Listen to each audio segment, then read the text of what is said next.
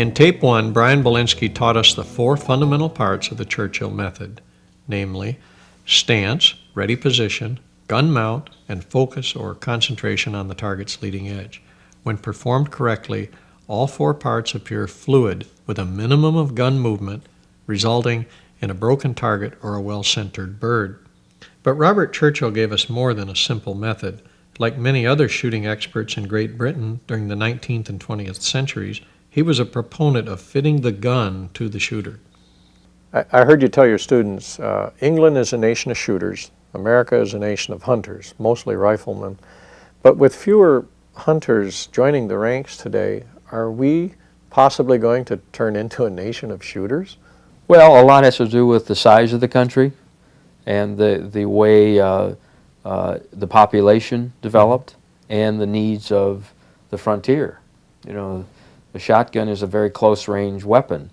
It doesn't do you much good on a buffalo at 200 yards or a deer at 300. And our hunting traditions were more born on big game hunting, and wing shooting was almost a waste of time. Mm-hmm. Why take a bird on the wing when you could pot it on the ground with a 22 for obviously for food? Well, that we've evolved obviously away from that. And wing shooting now has become a sport.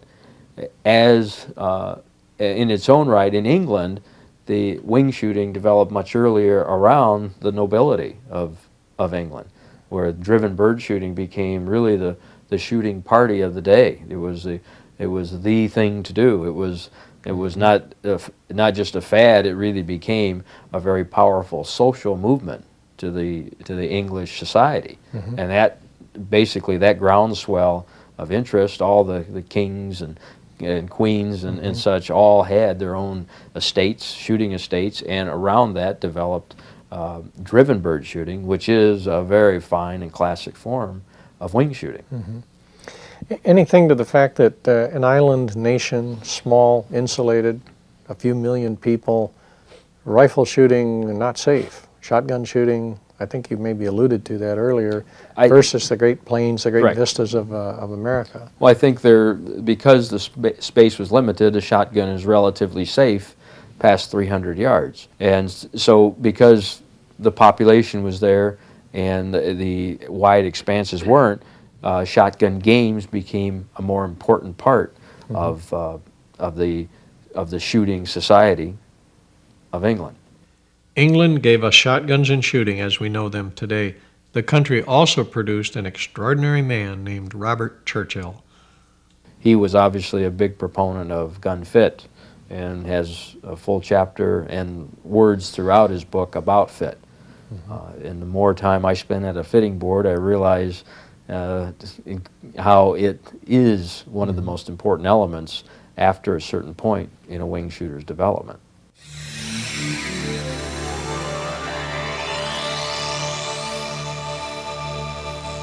Bryan Bilinski, you called him in one of your articles one of the top 3 gun fitters in the country. He certainly is.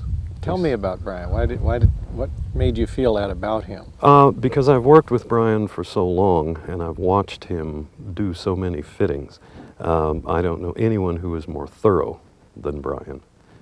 He is very meticulous. He takes a lot of time. He knows what he's looking for. He knows the difference between what the gun is doing for the shooter and what the shooter is doing to the gun. And eventually he will bring gun and shooter together in a really nice, harmonious package. Wanting to learn more about how guns and their owners are fitted and why gun fit is so important to shooting success, I joined Bryan at the Field Sports store for an explanation. Bryan, I've heard it said, and I've even written, that a gun should fit the shooter, much like a good suit of clothing. You want a $500 suit, you want to look sharp, you go out and you get fitted to the suit. I believe that's also true with guns, but why is that? Well, no two people are alike. Everyone has a very unique physique, and what is important in shotgunning is the gun is like an extension of you. It's part of your physique. You don't aim a shotgun, you point it. So in order for you to take advantage of that technique of good wing shooting, the gun has to fit you perfectly. And since no two people are alike, basically every person should have a gun fitted to them to take advantage of the skill that they're trying to improve. We have a, I believe what you call a tri-gun here in the mount, and what will that tri-gun do? How will that be fitted toward me, or what do you use the tri-gun for? Well, a tri-gun is a fully articulated live shotgun. It's a shotgun that has had modifications made to the stock so that the key measurements can be changed or altered to move the stock in the relationship necessary to change the point of impact of the gun for the shooter. It in respects basically is acting like the changing of the sights of a rifle. If you were to change the reticle of a scope up or down, you would move your point of impact. Well, the rear side of the shotgun is right where the stock addresses the face.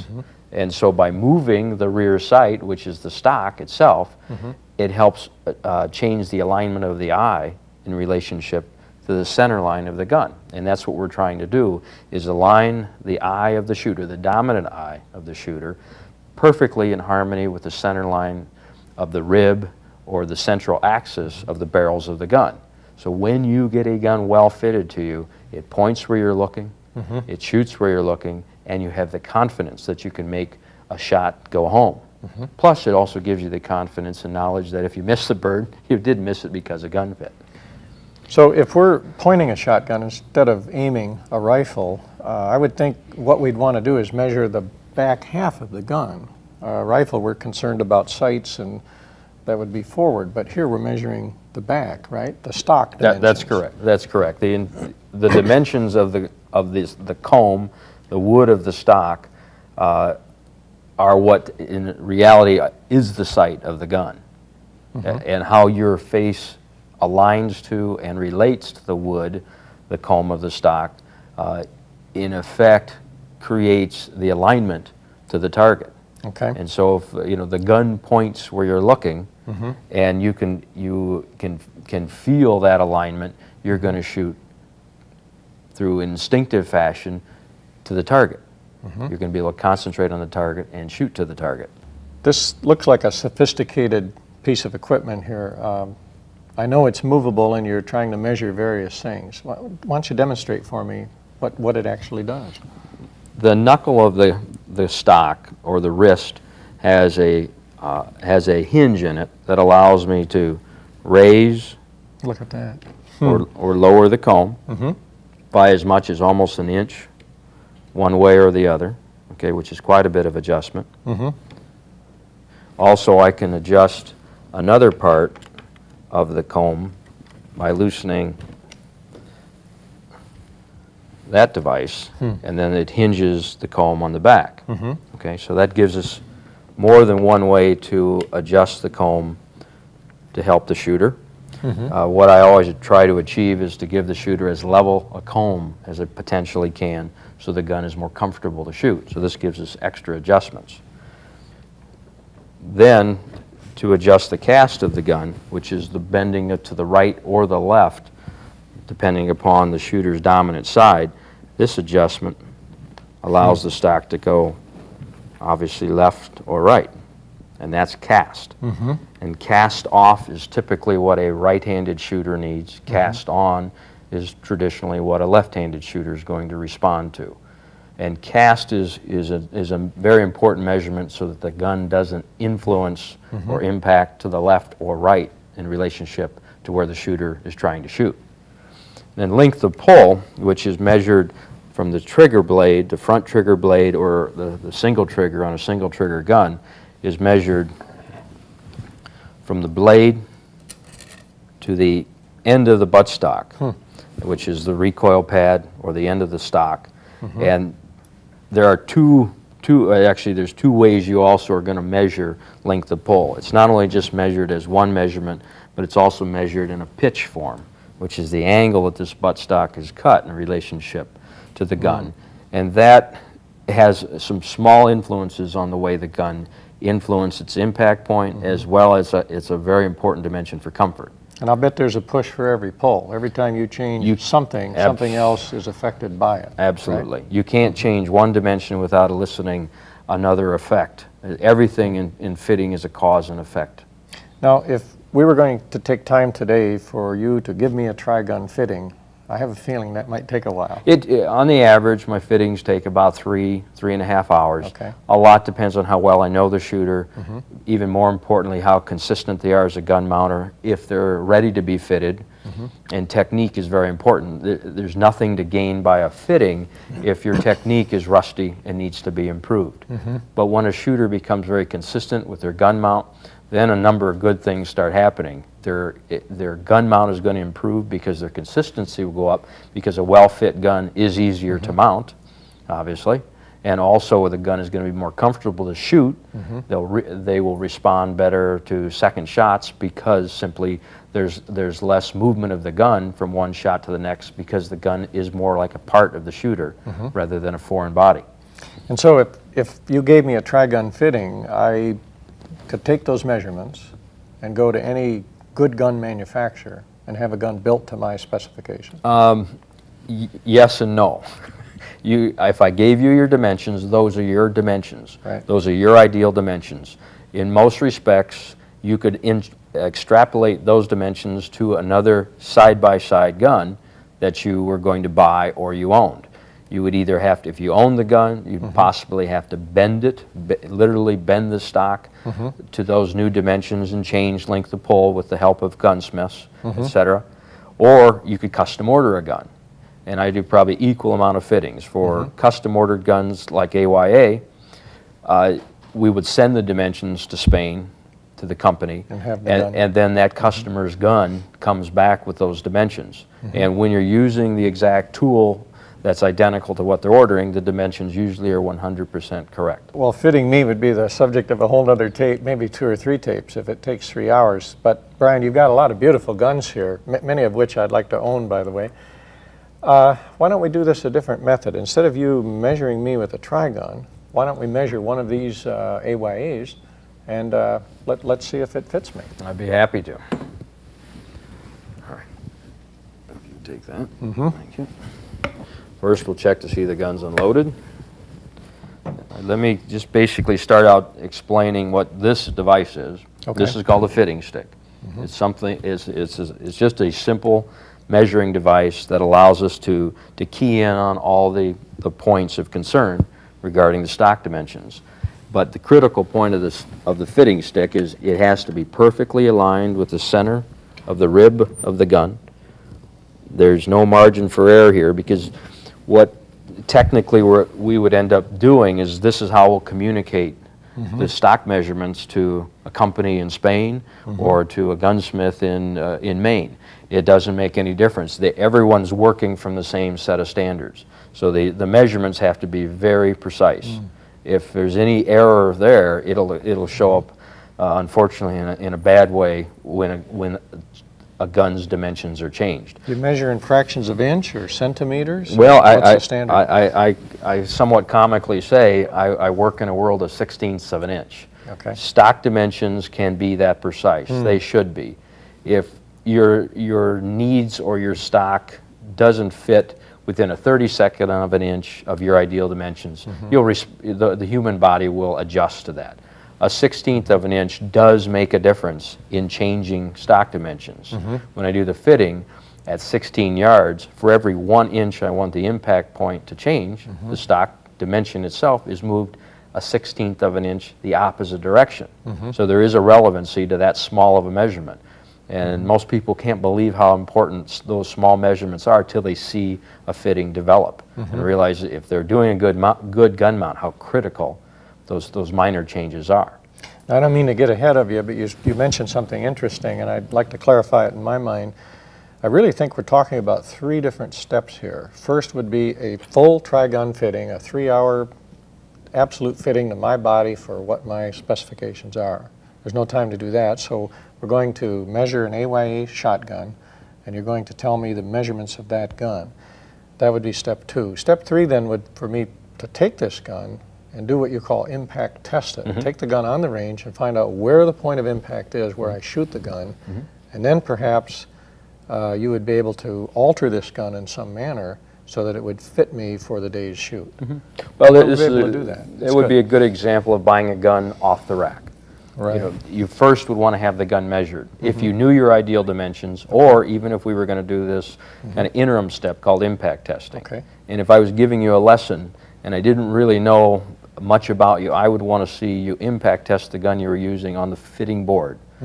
Once I saw that, we'd make sure that if your impact point was fairly close to where you were looking, you would probably not be missing a lot of targets because of gun fit. So that's a good start to doing a lesson. Okay. And it's also a way to double check the measurements of the gun and make sure you're not way off and that haven't bought a gun that's going to need, you know, a tremendous amount of changes. They're going to make a huge difference in the final product of the gun and the type of things a gunsmith can and cannot do.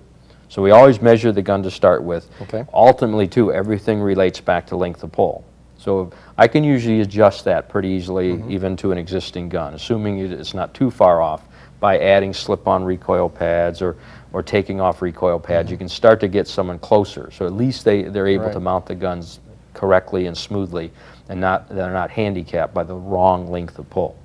Could we just do an overview of what you're actually measuring? You mentioned length of pull. That's one item. What are the other things you're going to measure here? Well, we measure 3 key points in relationship to drop, which drop is just technically the distance between the straight edge, the straight line called the fitting stick, which is technically the alignment that your eye will follow to the target.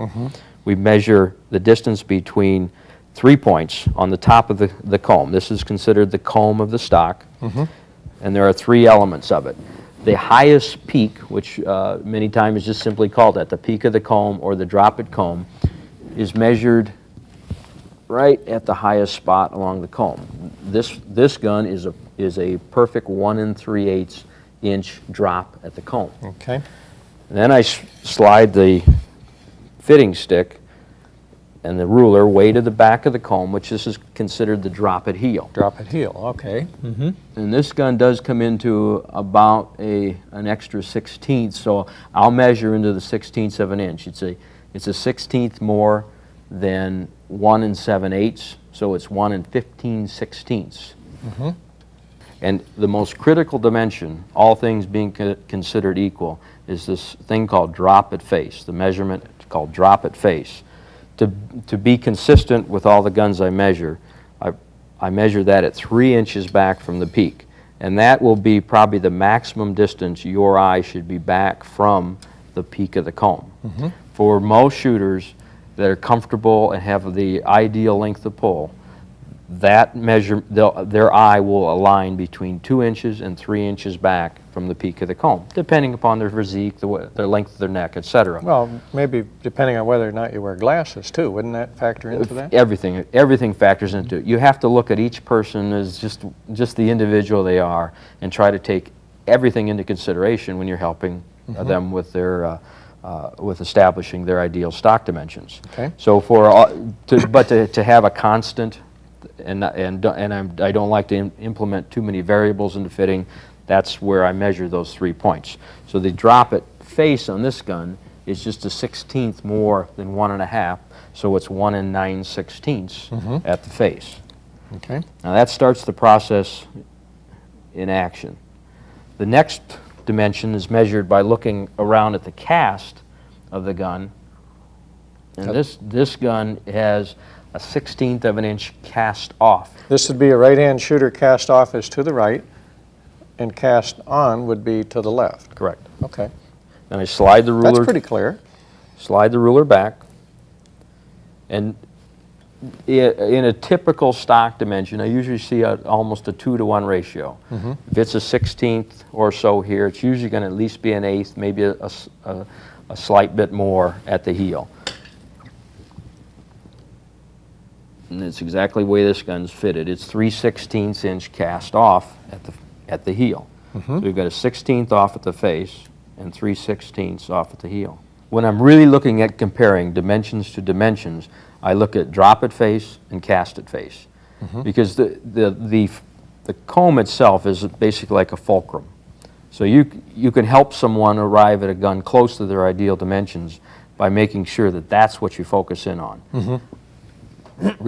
related to length of pull. They often refer to what we're doing, wing shooting and becoming a better shot, as an art and a science. I think you're describing the science side of this, aren't you? Absolutely. I mean, these are exact measurements. And they need to be. And the better a shooter gets, the more precise their dimensions need to be. You start tuning to a gun where shooting a poorly fit gun becomes more critical because you become so comfortable with what your eye alignment needs to be. That's the art. Okay. Okay? You already measured 4 things here, 4 different variables on the stock, and we're not done. We have a couple more, don't we? Right. Well, you can also start taking into consideration the cast of the toe, which is the point at the very bottom point of the stock. That helps a person who might have a very barrel chested. If you had a gentleman with a very barrel chest, by pulling the comb and kind of casting it out, it misses that pectoral muscle and it makes it sit in the shoulder pocket more comfortably. Also, you have to take that that's a serious consideration for ladies. You don't want the toe to be bruising them in a sensitive area. So if you toe it out, you're helping them. The gun recoils less, it's more comfortable, and they're not getting any bruising caused by recoil. And so that's how you make a gun more comfortable to shoot, in addition to make it shoot where they look. Left-handed shooter would typically require cast on? Typically, yes. What you're simply trying to do with cast is when the stock comes to the cheekbone, there's a gap between the alignment of the eye and the outside of the skull, that ledge underneath the cheekbone. Those 2 points are very hard to bring together. So by just bringing the comb away from your face, the eye aligns to the rib and should be aligned perfectly to what would be considered the center line of the gun. Regardless of whether it's a side-by-side, over and under, or semi-automatic, there is an axis, and you're trying to align everything to that axis. Brian, the one thing you haven't measured is the one thing that I always heard, and that is length of pull. And you started at the top saying that is the most critical element. It is critical. They're all critical, though. Sure. They all interrelate. But if you change length of pull without focusing on the other dimensions, you've got a problem potentially waiting to happen. Okay. And quite often that's where I see problems with fit, is that someone made a well-intentioned move on changing the length of pull, but didn't realize that everything else was going to extrapolate from that change. You can't change one dimension of a stock without eliciting a change somewhere else to impact point. Is that why you measure length of pull last? You measure them all at the same time. I see. Yeah, not last. It's just simpler because I don't have to take the tool off. Sure. Now I'll have to take the measuring device off, the fitting stick, and then turn the gun around so I can measure length of pull. Let's do that. What is length of pull on this gun? Length of pull is measured from the front trigger blade on a double triggered side by side, or the single trigger blade on obviously a single trigger gun. This is a length of pull measuring device, which has a slide rule on it. We anchor both of those points, and this gun comes in at 14 5/8 inch length of pull. So now we have the key dimensions. The next measurement, which takes another tool to measure, is called pitch, and that's the angle that this butt stock is cut. And that's one that gets overlooked a lot, is that what I'm trying to do with pitch is duplicate the angle of your shoulder pocket when you mount a gun, so that the end of the butt stock sits flush in your shoulder pocket, and therefore recoil is felt less, and you don't get any pivoting during recoil off of either the toe or the heel of the comb. So when all these measurements blend together, the gun just basically gives you a gentle push rather than a kick. Pitch is measured in relationship to the barrels of the gun. It's measured with basically a builder's square in relationship to this cut, and touching the top of the receiver, and then seeing the distance between the barrels and the straight edge. This is science, and it's old science, and from what I know about the gun measuring, it probably started in England with the foot-pound system, and that's why it's not metric. Absolutely. And actually, this goes back to the late 1800s. The English have been measuring guns and doing fittings, and their first approach was to build a gun for an individual. Greener's book, The Gun and Its Development, as far as I know, was the very first treatise on how to do this sort of thing. Yes, sir. And I might go back and look at that again. And Churchill's book has an excellent chapter on gun fit, and it focuses on the key elements of gun fit. Measuring a lot of things here, Brian. Can you go down through the list of things?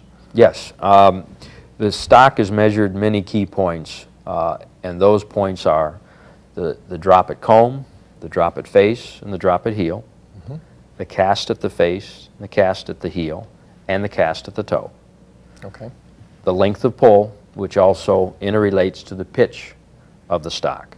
And pitch can be measured in two ways, either in inches of down pitch of the barrels away from this angle, or in the three measurements of length of pull. The length of pull at the heel, the length of pull at the center, and the length of pull at the toe of the stock.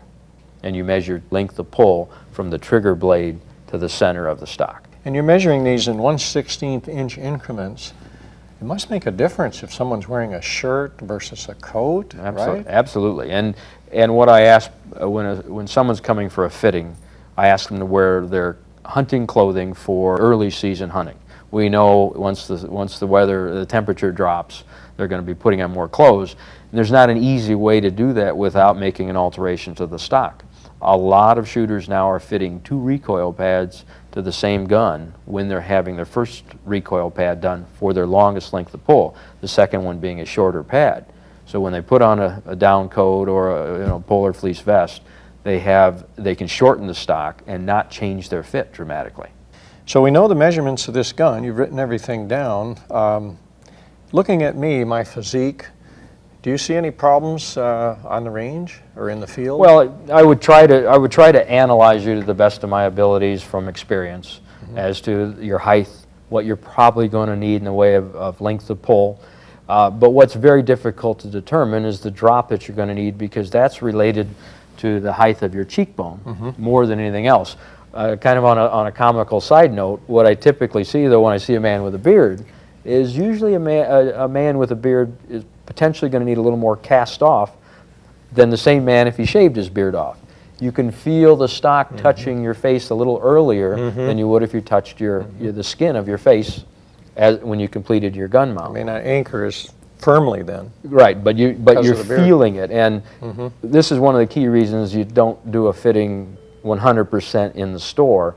You have to see the shooter shoot live ammunition to see how they respond under the stress of the gun fit, as if they were shooting at a live bird or a clay target. I'm ready for live ammunition. Let's go get them. All right.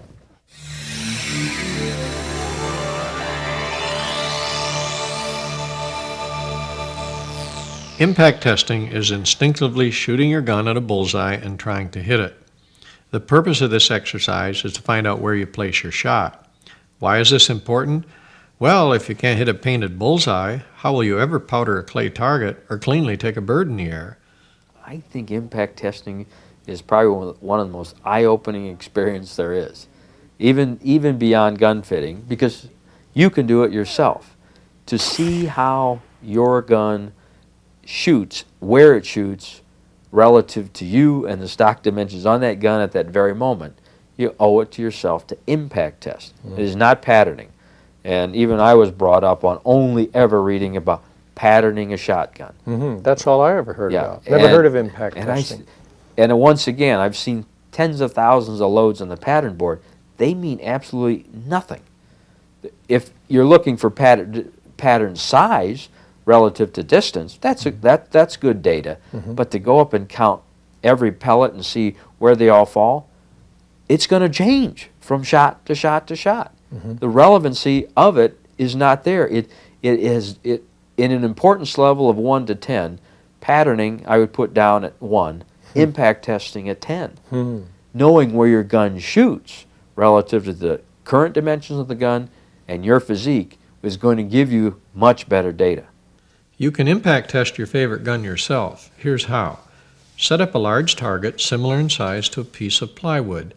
You can use plywood or poster board, but Bryan prefers a plate of solid steel because he can use it over and over again. He paints the target white, then paints a bullseye somewhere near the center.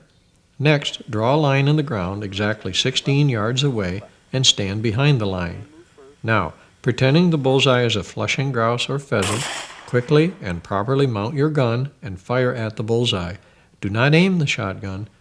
Simply point and fire in one fluid motion in the instinctive style you have learned. Bryan says that if your gun is properly fitted, your shot will be on target, with about 60% of the pattern above the center of the bullseye and about 40% of the pattern below the center of the bullseye. Why not 50-50, you ask? Because if the shot is equally centered above and below the bullseye, you will want to lift your head to see the target, and once you move your head, your shot is ruined. To summarize, where you place your shot speaks volumes about how your gun fits. To illustrate this crucial lesson, I joined two of Bryan's students at the testing board. One of them, Anne, was shooting low and to the left of the bullseye. Bryan concluded that she needed more height to the comb of her gun in order to raise the point of impact. To temporarily correct this problem, he applied moleskin to the comb. There was nothing Bryan could do in the field to correct the second problem, shooting to the left.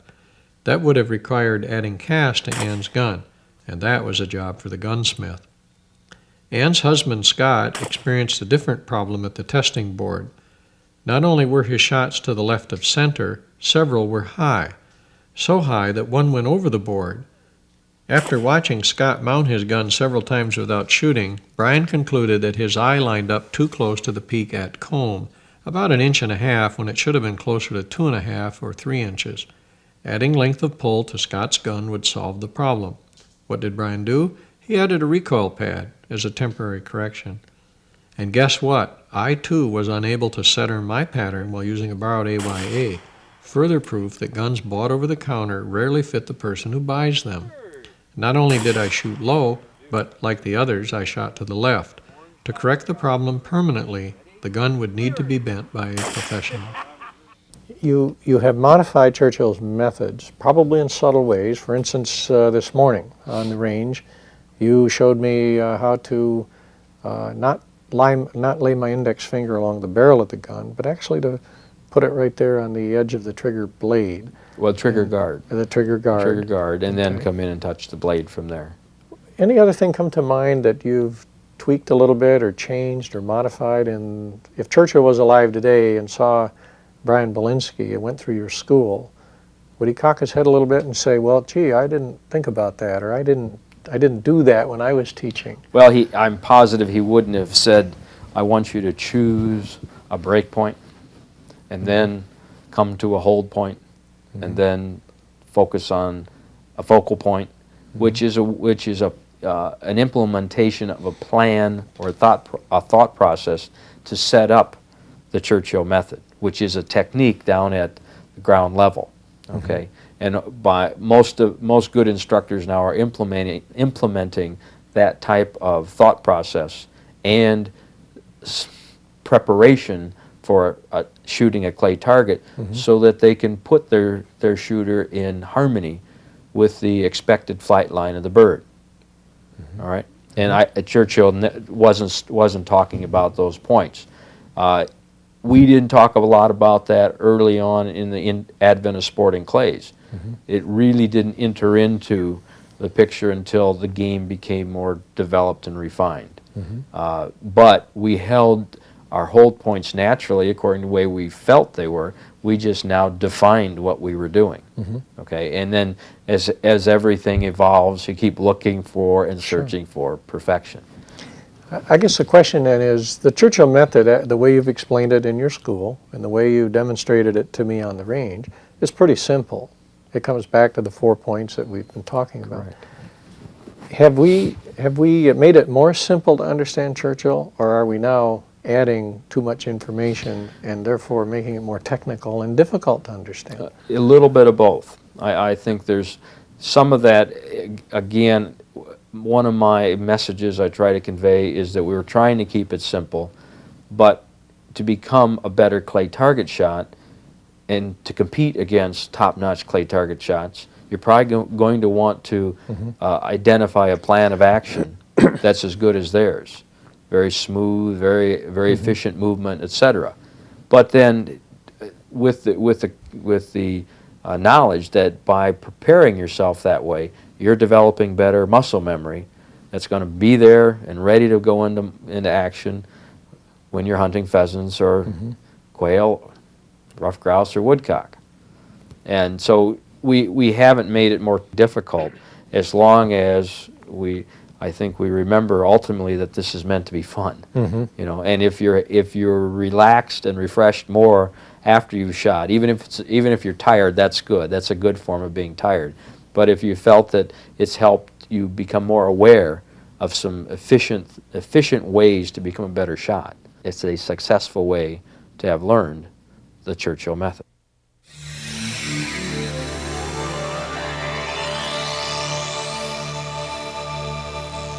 My main interest in learning the instinctive method was to apply it to hunting birds. Later in the fall, Bryan and I hunted both grouse and woodcock and participated in an English-style shoot for driven pheasants and a walk-up hunt the next day. Although Bryan had answered most of my questions, I still wondered about a couple of things. Robert Churchill taught a nation to be better wing shots, but we Americans are hunters, and we don't shoot driven pheasants every day, and not all of us go to the range and shoot sporting clays. We're hunters like we were today. Look at here, we had a good day in the field. So how does Churchill's methods apply to hunting? Well, it applies to hunting in the same way Churchill taught it to shooters. The application is slightly modified, and we've adapted and adopted his technique to a version that American hunters need over the last 40 years. The fundamentals of what he taught are still applicable today. The stance, the ready position, the gun mount, and the concentration on the target. They're just as important as they were when he wrote them. You've taught me all four parts of the puzzle, and I think I'm a better wing shot on clays, but the one part that I don't understand in a hunting situation is the ready position. Now, Bryan, I can't walk through the woods in the ready position for 8 hours. I mean, my arms get tired. So what do I do? Well, Churchill didn't ask shooters to walk through the woods with the gun in the ready position. He implemented that part of his technique when the shooter was preparing for a shot or recognized there was a shot ready to be presented. In driven bird shooting, you'd start to see a bird coming from a long distance away. In an upland bird hunting situation, you should hitch up to the ready position when either the dog's on point, your flushing dog is getting birdie, when you recognize action's about ready to happen. And you can walk for a while with the gun in the ready position. It's a very safe way to hold the gun, and it levels the muzzles out so that you can move your gun in harmony with the target when it flushes. One of the key points you taught me was to minimize movement. The ready position minimizes movement, especially in a hunting situation. Oh, absolutely. And the less you have to move your gun in relationship to making contact with the target, the more efficient you'll be. So what about attitude? How important is the subject of attitude? Well, it's important that a shooter be relaxed and yet aggressive. And a shooter who has the right frame of mind is going to shoot the best. All right, muscle memory then. How can I be relaxed if I'm going through the woods on edge, waiting for that flush? That's a good question. It's a practiced and a learned experience. By developing confidence in your gun mounting ability, you're going to be more confident when a bird flushes. You've got a real advantage when a bird flushes because it turns on your adrenaline. And that's an important ingredient to being a good wing shot. You have to shoot hungry. You have to want the bird. Probably the reverse of that is a lot of clay target shooters have a hard time holding that edge because it's hard to stay hungry shot after shot after shot. It's what Churchill said in his book was that you don't have to stay in that same frame of mind throughout the whole process. Only at the last instant when you hitch up to the ready position and make your move on the target, that's when you need to be concentrating. That's when you need to be focused. And that's when you need to be relaxed. And if I go through the woods and I've done everything technically correct, but I miss that bird, maybe I can just chalk that up to not hunting hungry. Maybe I was too busy looking at the leaves. Maybe I was too concerned with my dog on point. And that's okay too, isn't it? Oh, absolutely. In grouse and woodcock hunting, probably that's the most difficult shooting because you rarely are set for the shot. There's about 1 million obstacles in your way, from limbs to trees to leaves and to 90% of the time you're off balance.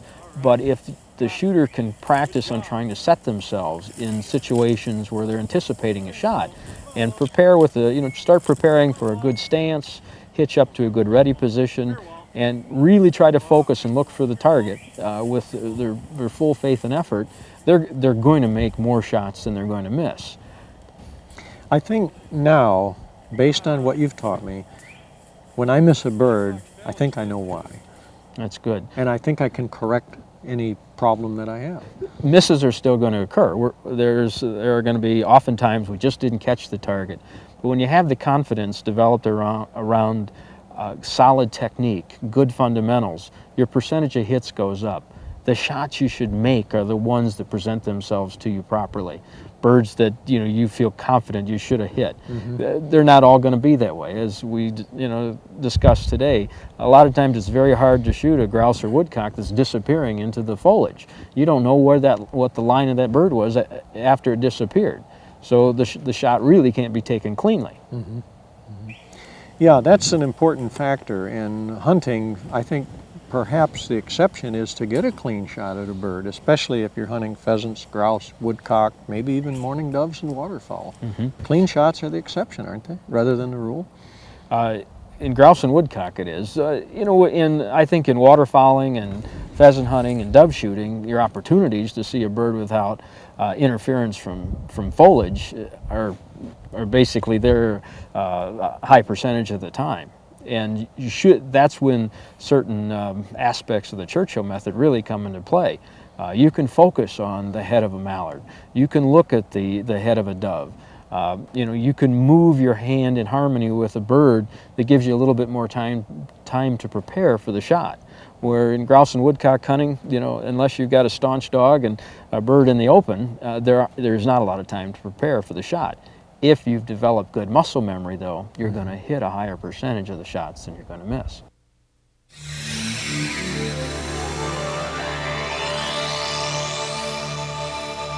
What's the future of wing shooting in America? From what I've seen since the early 80s to now the late 90s, the interest is on a normal basis almost overwhelming in a daily sense. Through my business, I see just a constant growth and increase of interest in wing shooting. I credit a high percentage of that interest to the fact that there's an outlet now for social shooting and recreation and exercise by going for a walk down on a sporting clays course. It's become a sport in its own right. Do you think there's any truth to the fact that we're becoming a nation of fewer hunters? The numbers are shrinking, not dramatically, but we're finding fewer and fewer places to hunt, and we're finding fewer and fewer people take to the sport of hunting. Do you think that there will be some kind of proportionate rise in shooting interest just because of that? Yes, your question again is uniquely stated. Maybe we're losing numbers, but that's again our responsibility. We have to continue to introduce youngsters and new shooters. One of the biggest growth areas, no doubt, is lady shooters. 30% of the lessons I do now are for women. Gun fitting possibly even proportionally higher, because there are more women who have been introduced to the sport, and it's an opportunity for them to get introduced to shooting and guns in a positive way. And it's also a way for them to take possibly the next step to become a hunter. They don't have to harvest a bird to enjoy the sport, but also it opens an awareness of the fact that gun ownership has a positive side that they may have not been made aware of by today's media. And by the positive side, I think you're referring to success, and nothing reinforces interest like success. That's correct. Women that can shoot targets, that are well fitted to guns, are going to have a successful experience. A lady has no handicap. There's nothing relative to physique or stature that prevents her from not shooting as well as a man. What about practice? The ideal gun is only as good as I'm able to shoot it, and if I only shoot birds a few times a year and sporting clays a few times a year, what else can I do? Can I practice at home? Oh, absolutely. You can practice gun mounting at home. that is my last message to a student coming through a school is don't just take the value of the school and put your gun away and wait till the bird season begins. With an unloaded gun, being very cautious of that, you should work on practicing your gun mount as you were taught in your lesson. You should try to model and envision how you're going to mount the gun and keep practicing that.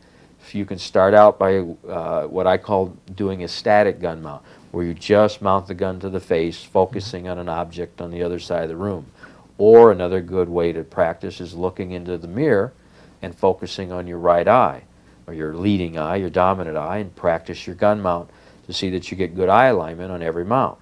It's also helpful to have someone who knows how to watch you when you're doing that. But once you feel like you've got the right muscle memory and you're a good gun mounter, then you need to graduate to following lines in a room between the ceiling and the wall, and feel like you move the gun slowly and yet in harmony with the line as you mount the gun. Imagine you're taking the shot. Do it on a left to right 10 times in a row. Do it on a right to left 10 times in a row. Do it up the joint between two walls. Go straight up as if you were taking a rising target, moving your gun up the line. All those little things, that exercise can help develop the muscle memory that's going to happen in the field. And you're not under the same stress, so you should be able to improve quickly. Mount the gun until muscle fatigue Absolutely. enters? Okay. I like to say I like to feel when I do it that the muscles in my upper shoulder area and neck area start to scream stop. When that lactic acid builds up, that's the time to try to do a couple more good gun mounts, finish on a high note, and put the gun away. That may be only 20 or 25 gun mounts. But from a competition standpoint, for someone who likes to shoot sporting clays, all they have to remember is they're going to have to shoot 5 or 6 sweet shots in a row before they move to the next station. So if you can overtrain yourself, develop a training effect by practicing at home, doing that many gun mounts, your gun mount's going to come fluidly and smoothly when you call pull for a target up on the sporting clays range. Today on the range, you talked to me about gun mount, and you taught me how to put the heel of the gun under the anchor point of my arm, and also then how to bring it to the anchor point under my cheekbone. What happens in between? Well, that's one of the most critical elements, is how the gun is moved in relationship to the target flight line to overtake the target or shoot at the target, as is described by Churchill and his form of instructing. We're assuming that the movement of the gun is overtaking the bird, therefore the lead is created by the speed of the swing. Well, in practicing that, you want to envision your overtake, you're starting in the ready position with your muzzles below this line in the room, and then pretend that there's a bird flying up along that line. You begin moving your left hand first, letting your gun mount develop as you're making contact with an imaginary spot that you're going to shoot the target. Okay? A good way to finish this practice is to use snap caps, which are dummy loads, and as you come through an imaginary spot in a room, it may even be a spot. I know some shooters that put a little post-it note or something up on the wall, so as they kind of feel like they come swinging through that spot, they pull the trigger. Okay, just so it's something for you to focus on.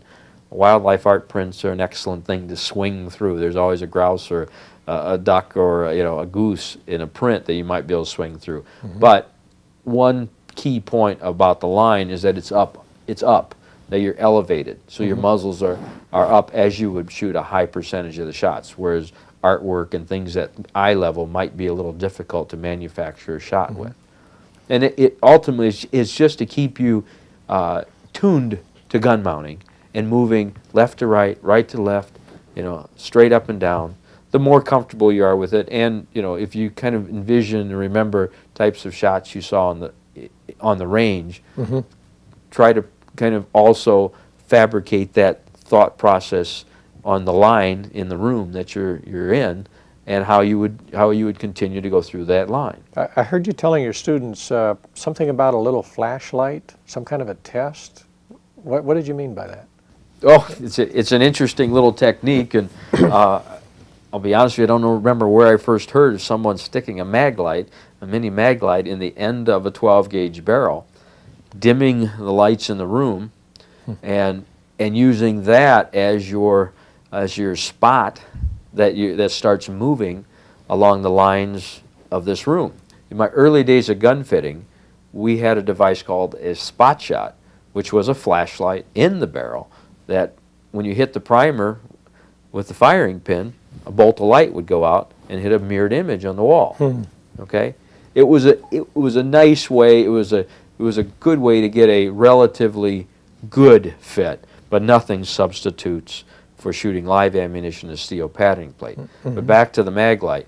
This is kind of something expounded upon. A mini mag light with an open choke can be inserted in, turn the beam down so it's a pretty tight spot on the wall, and then use that as that is the focal point your eye follows as you move along the line. And my experiment when I do that is to see where I'm most efficient with my hold point, which is where my muzzles are at in relationship to that line. You want it under the line slightly, and that would prove whether or not it was. Right. Well, that first starts it out. It proves it. Your hand-eye coordination is infallible that way. You'll automatically hitch up and hold it. But if you move your muzzles down a little bit farther, you'll see how far it brings your starting point or your hold point. The experiment I tested on myself was where was I most efficient in holding a good steady line in relationship to a straight line between the wall and ceiling. And it definitely, for me, was when I was closest and just below that line itself. The farther down I came, the harder it was for me to control the momentum of the barrels as they started to make their move to the target. And quite often, that's where a lot of the problem develops in clay target shooting, is the momentum of the barrels is speeding on an angle that actually can only hopefully intercept the target, not overtake the target. That's a key point. You're trying to always overtake your target with the movement of your muzzles, not intercept it. And if you just try to intercept it, the momentum, which is caused by the speed of the swing, most likely will shoot over the top. You keep shooting high over a target, not understanding what's happened is you can't stop your swings quick enough to put it right there in that one spot. There's probably a misnomered term called spot shooting. That's the only place that would make a relevance. You're trying to intercept to a spot, but there's no way that can ever be consistent. It's just luck that you hit a few birds that way. Bryan, thanks for teaching me the Bilinski version of the Churchill method. I think I'm a better wing shot as a result, but am I as good as those days in my youth when I swung that 3-shot bolt action? I like to think so. Tom, you're a fine student of the Churchill method, and you've demonstrated you've become a better wing shot. There's only one way to find out, though. We have to go bird hunting. Let's go.